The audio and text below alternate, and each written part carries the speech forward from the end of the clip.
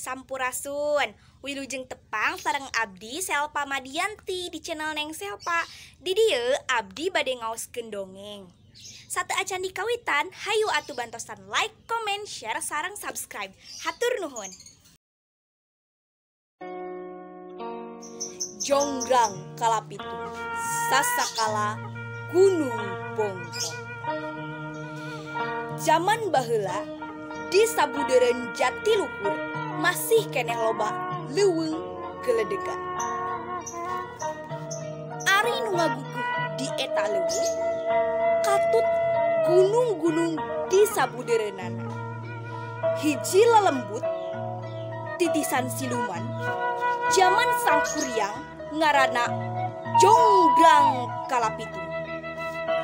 Awakna jangkung badag tanding gunung, kulitna hideung lestreng, bulu kumis jeung janggotna sagede-gede tambang injuk, buukna gimbal kakara oyag lamun katebak angin baling.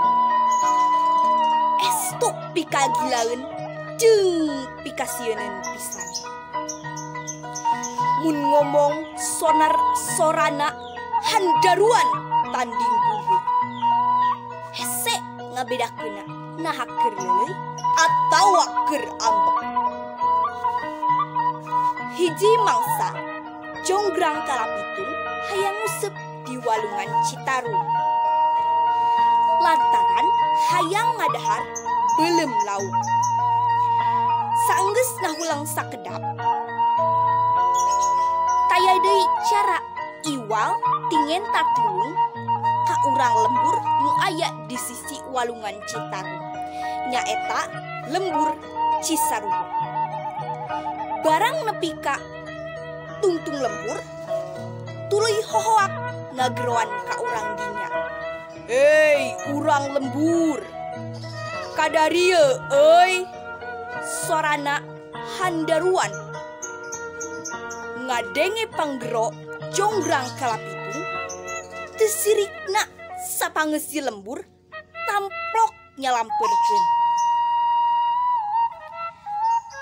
Aya pikir saeun naon juragan ngumpulkeun abdi di dieu. Abdi sadaya sayogi upami juragan aya kapalai, ceuk kokolot urang lembur.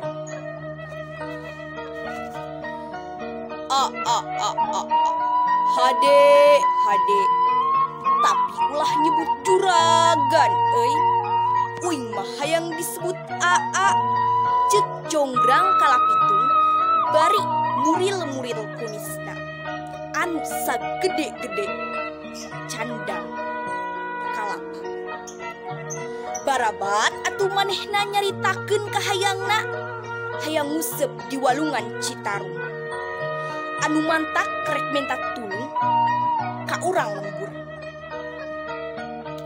Pangieunkeun useup gede, talina anu gede, sakalian jeung eupanna deui.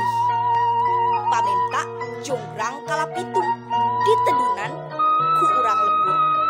Terus bae digarawean babarengan nyeun useup raksasa.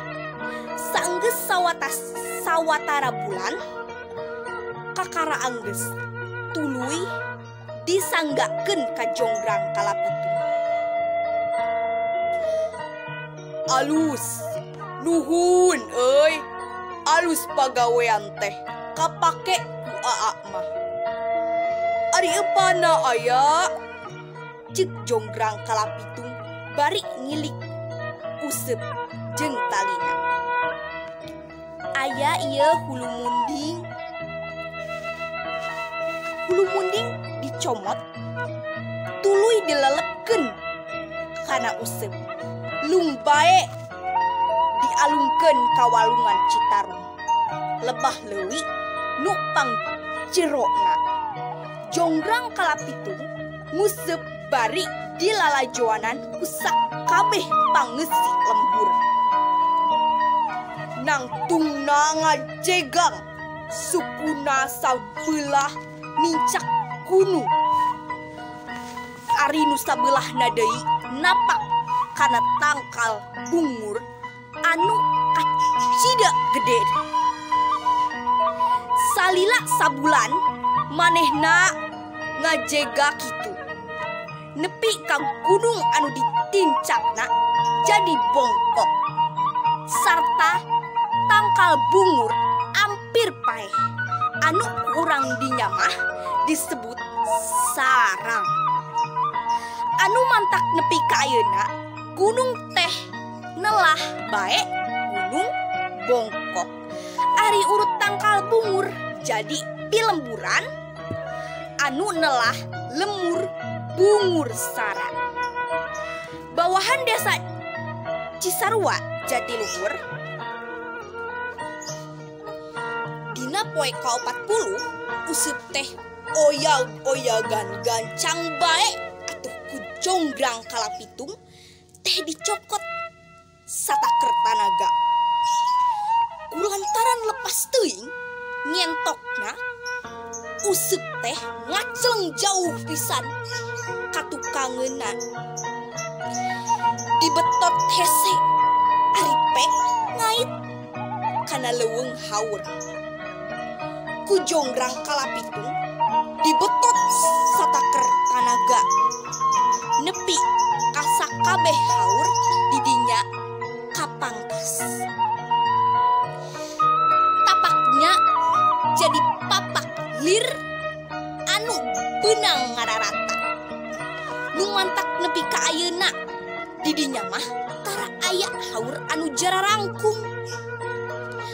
Sosoranganan upama kabeneran aya oge sok beunggas jadi papak jeung nu sejena nepi ka kiwari eta leuweung teh katelah ngaranna leuweung haur papak.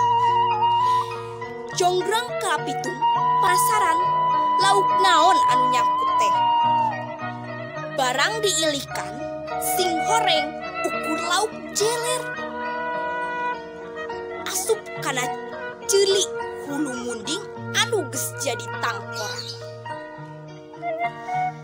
Lantaran keheul eta jeler teh dibawangkeun nyaragrag di lembur Cilele, Desa Cisarua Jatiluhur. Tah tempat ragragna jeler jadi empang anu nepi ka ayeuna ku urang Cisarua disebut Kuba. Kulantaran teu meunang lauk gede, lila-lila jonggrang kalapitung teh lapar. Karepna rek minta tulung ka urang lembur.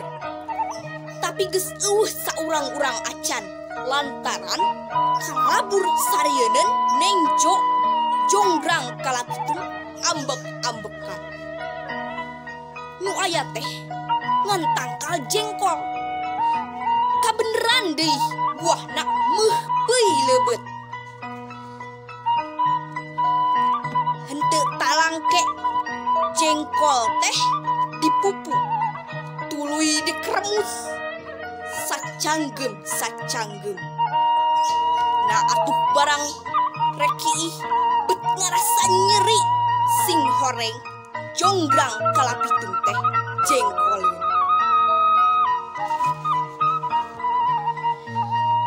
Manehna gulang-guling bari gagauran nahan nyeri tuluy bae ngucapkeun supatan. Hei tangkal jengkol, atah warah sia geus ngalantarakeun aing nyeri kiih.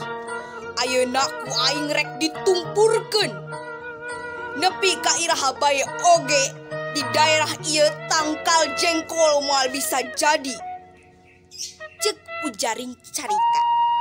Saenggeus kajadian kitu mah jonggrang kalapitung teh leungit tanpa lebih, ilang tanpa karana.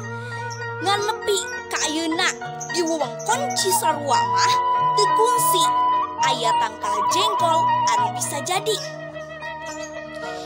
Cenah lantaran disupatak ku jonggrang kalapitung.